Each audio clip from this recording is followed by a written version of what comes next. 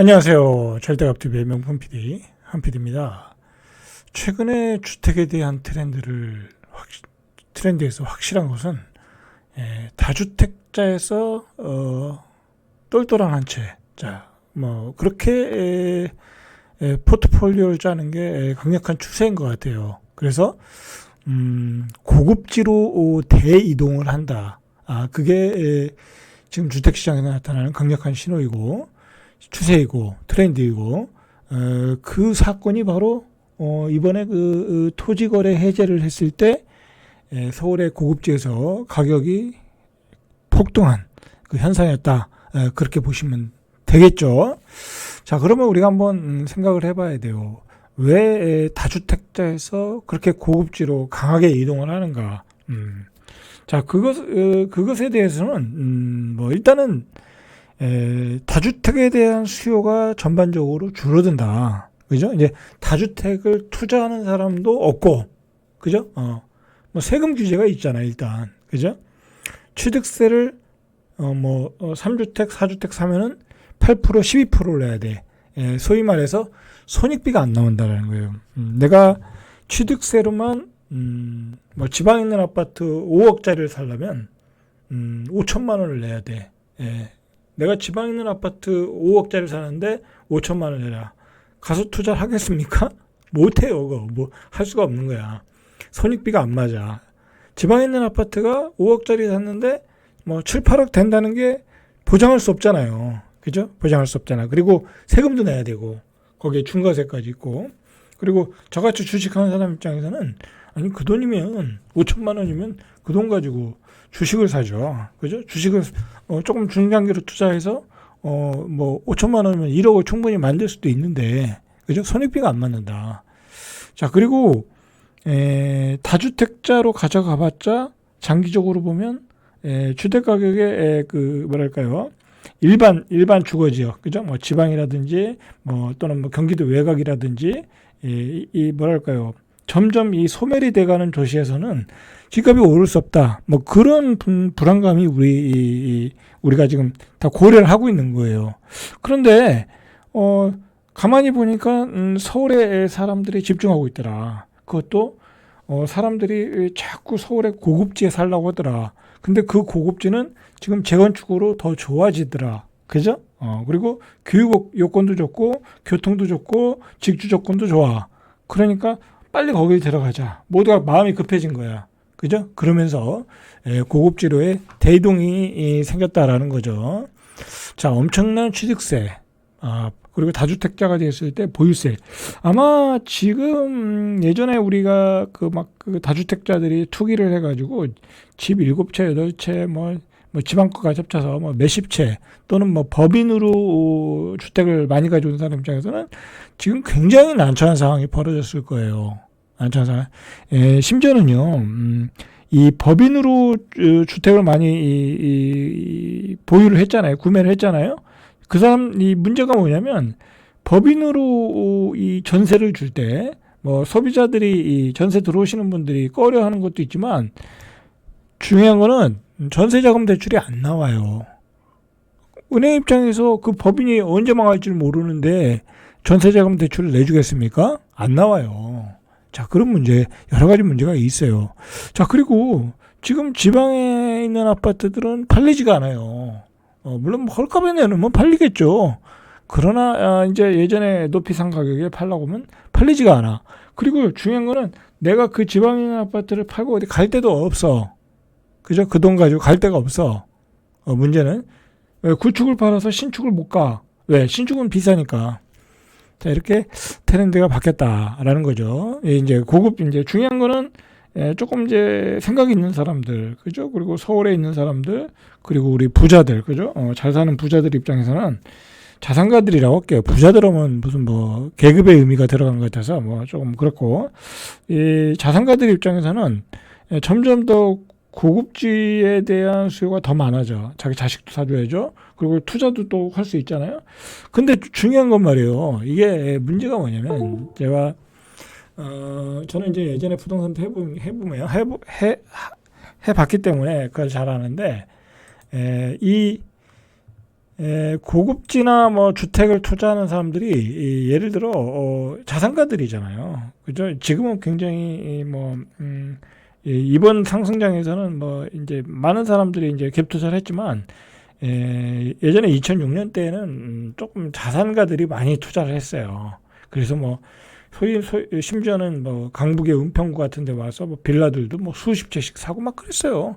분당 아줌마들, 제가 알아요. 강남 아줌마들, 뭐 부동산들 지들은 오지도 않고 막 거기서 저기 중개사들이 계약서 쓰고 막 그랬어요. 그래서 수십 채씩 사서 내 돈을 벌었어요.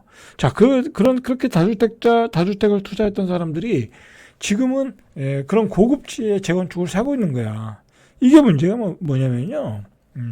아주 중요한 문제인데, 예를 들어 압구정동, 그 다음에 뭐 목동, 그 다음에 여의도, 그 다음에 뭐 대치동, 강남 마용성 그런 지역의 성수동, 그런 고급지들의 재건축, 재개발 또는 아파트들을, 여러 부류가 물론 이제 사고 있겠지만, 빚을 내서,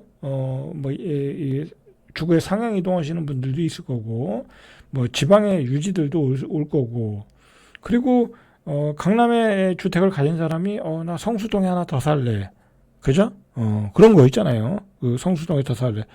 예를 들어 뭐 우리가 멀리 볼 거 없잖아요, 그죠? 뭐 유명 배우, 그죠? 요즘에 그 화제가 되는 뭐 유명 배우 트리마저만 세 채 가지고 있잖아, 그죠?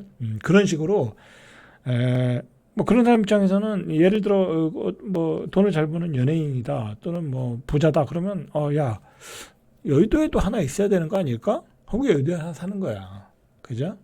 그 일반 중산층들이 30억 40억 대 아파트를 살 수가 없어요, 그죠? 아무리 빚을 낸다고 하더라도, 그죠?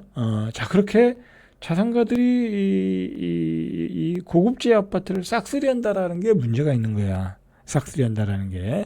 여러분, 그게 매우 문제가 있는 거야. 매우 문제가 있는 거야. 근데 뭐, 그거를 어떻게 막을 수가 있느냐? 막을 수가 없는 거죠. 그죠? 뭐, 우리 법으로는 막을 수가 없는 거야. 그걸 막을 수 있는 방법은 세제밖에 없는 거예요. 이 보유세를 때리는 수밖에 없는 거야. 좌파 정부에서는 때렸죠. 자, 우파 정부에서는 줄였고. 그죠? 근데 너무 줄이다 보니까 뭐 그 가격이 많이 뛰니까 뭐 보유세가 부담스럽지 않은 거야. 그죠? 자, 문제는 뭐냐면요. 그런 그 자산가들이 이 고급지 주택을 사서 그것만 오르면 상관이 없는데, 중요한 거는 전반적으로 다른 지역으로, 서울의 다른 지역으로 다 가격이 확산돼서 다른 지역의 가격까지 거품을 만들더라는 거야. 그죠? 거기에 문제가 있는 거야. 자, 그러면 예를 들어 요즘에 과천에서 요즘 뭐 20억이 넘어, 과천도 이제 20억이 넘거든요. 좀 준신축급 이상이면 뭐 조금 오래돼도 제가 보기엔 18억 뭐 20억 그렇게 해요. 그러면은 과천에 가서 사는 사람이 과연 20억이 풀로 있어서 살까요? 그렇지 않을 거란 말이야. 그죠? 분명히 뭐 5억에서 7억, 8억, 많게는 10억까지 융자를 받을 거란 말이야. 가격이 오를 거라는 걸 예상을 하고, 근데 뒤에 들어온 사람이 그걸 살 수 있어야 가격이 오르는데 그건 쉽지 않은 거란 말이야. 어쨌든 다른 지역에서 그게 가격이 확산돼서 올라간다고 하면 그 아파트를 사는 사람은 부채를 많이 끼게 되고 굉장히 생활에 어려움을 겪을 수 있다라는 거예요. 전체적으로 서울의 아파트 가격이 고급지의 가격의 거품 때문에 다른 지역의 아파트 가격도 거품이 껴버린다라는 거야. 근데 우리는 그 거품 속에서 굉장히 고통스럽게 살 수가 있다라는 거야. 괜히 고급지 아파트에 올라가는 바람에. 그래서 정부가 부랴부랴 이렇게 불을 껐던 거예요. 제가 2000년도인가요? 1998년, 8년 정도에 그 홍제동에 저기 신축을 하나 샀어요. 그때가 25평을 샀는데 1억 2백이었어요. 1억 2백. 근데 그때 강남을 살까? 이제 그때 저는 이제 강남에 살았으니까 강남이 좋은 걸 알았죠. 강남을 살까? 이 홍제동에 신축을 살까? 고민을 했어요. 근데 이제 아무래도 직장이 강북에 있다 보니까 그냥 강북에 신축을 사버렸는데, 그때 가격을 보세요. 요게 같은 평수인데 그때 이 강북의 신축이 1억 2백이었고요. 강남에 그냥 뭐 조금 된 거, 뭐 그때는 아주 오래된 건 아니죠. 1억 5천이었어요. 가격 차이가 안 나는 거죠. 그죠? 가격 차이가 이렇게밖에 차이가 안 났어요. 2배도 안 났어요. 그때는. 근데 너무 벌어졌다는 거죠. 가격 차이가. 자, 여러분들, 이걸 보세요. 압구정 분위기는 다르다라는 거예요. 압구정도 분위기는. 이게, 이제 토지거래 허가가, 이제, 다시 묶으면서, 이제 뭐, 조금 가격들이 다운하고 있잖아요. 그죠? 잠실에서는 한 2억, 3억, 이렇게 낮춘 가격들이 나오는데, 압구정동은 다르다라는 거야. 압구정동은 그거하고 상관없다는 거야.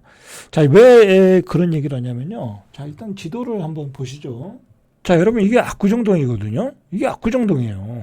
그죠? 이게 압구정동인데, 현재로서는 대한민국에서 가장 입지가 좋은 거예요. 그죠? 입지가 좋은 거야. 입지가, 교통 입지, 상업 입지, 저도 이 동네에서 한번 살아봤거든요. 저는 여기 잠원동에서 살아봤는데, 여기만큼 세상 좋은 데 없어요. 그죠? 학군, 상권, 에브리띵 좋아요, 에브리띵. 자, 그것만 좋은 게 아니라요. 여기서 바라보이는 한강뷰는 천하일품일 거예요, 아마 앞으로도. 그러니까 압구정이라는 게 생긴 거 아니겠습니까? 조선시대 한명회가 압구정이라는 정자를 세웠던 거 아니겠습니까? 그래서 거기서 너무 호화 사치스럽게 불다가, 성종, 그죠?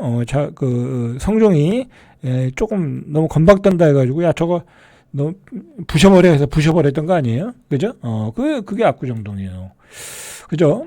이렇게 좋은 지역이라는 거죠. 자, 이 문제는 뭐냐면요. 이 지역은 지금도 마찬가지고요. 제가 직장 다닐 때 2000년 초반 때도 마찬가지고 모두가 들어가고 싶어 했던 지역이에요. 원래 여기가요. 그죠? 그냥 돈 잘 버는 사람들은 무조건 여기 들어가는 게 꿈이었어요. 그죠? 미래를 보고. 그죠? 자, 그리고 워낙 풍수가 좋다 보니까 그리고 이 지역이 이 풍수 지역으로도 굉장히 좋은 지역이에요. 그죠? 우리 풍수 전문가들도 있겠지만, 그러니까 재물복도 있고, 재물복은 당연히 있는 거죠. 이 아파트 가격이 오르가니까. 자선도 번창하고, 이 물도 이렇게 굽이쳐 나가고, 그죠? 아주 좋은 지역이다. 자, 그러면 대한민국에 돈 있는 사람들이 다 여기로만 들어가려고 그래. 그죠? 이런 분위기가 전반적으로 확산됐다라는 거예요, 지금. 이런 고급지로 들어가야 된다라는 게 전반적으로 확산되고 있다라는 거야. 그래서 그게 똘똘한 채로 강화되고 있다라는 거예요. 자, 바로 앞에가 어디예요? 여기 한남뉴타운이잖아요. 그죠? 그래서 용산구도 지정을 했던 것 같아요. 이 한남뉴타운 때문에. 여기서 또 투기 열풍이 벌어질까봐. 자, 여기도 아주 끝내주는 지역이에요. 배산임수에 거북이가 물을 머금고 가는 자리라고 자선도 잘 되고 재물복도 많고. 그러나 들어가면 명이 짧대, 여기는. 그건 좀 참고로 알아두시면 좋을 것 같아요. 여기는 들어가면 명이 짧은 지역이라고 그래요. 자, 그게 왜 그럴까요? 이건희 회장이 여기에서 살다가, 일찍 돌아가셨잖아요. 그죠? 그거 괜히 하는 말이 아니에요. 그게 왜 그러냐면, 잠깐만 얘기하면, 여기가 이게 옛날에 일제시대 전에, 그죠? 일제시대 전에, 공동묘지였다라는 거야. 이태원, 한남동 이 지역이 공동 묘지였다라는 거야. 도깨비 자리라는 거죠. 그죠? 그러면서 일제시대가 되면서 일본인들이 여기다가 이제 주택을 짓고 이제 좋은 전원주택 짓고 별장을 지면서 이제 고급지로 조금씩 바뀌어 나갔겠죠. 그러나 이런